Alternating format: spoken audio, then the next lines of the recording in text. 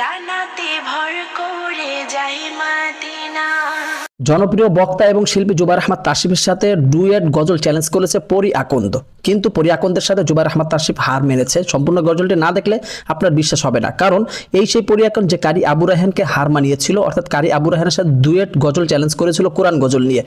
আজকে জুবায়ের আহমদ তাসিফের সাথে চ্যালেঞ্জ করতে সম্পূর্ণ ভিডিওটি আপনাদের রিকোয়েস্টে বানানো, তাই রিকোয়েস্ট করছি সম্পূর্ণ ভিডিওটি কন্টিনিউ করবেন। তো চলুন আগে ডুয়েট কণ্ঠে ও প্রভু আমাকে দাও না ডানা এই গজলটি শুনবো, তারপরে বাকি কথা বলবো ইনশাল্লাহ। সম্পূর্ণ গজলটি শুনে ভালোবাসার মানুষ দেখে বিবেচনা করবেন না, অবশ্যই কণ্ঠ দেখে বিবেচনা করে কমেন্ট বক্সে কমেন্ট করে জানাবেন। ভিডিওটি লাইক এবং শেয়ার করার অনুরোধ করছি।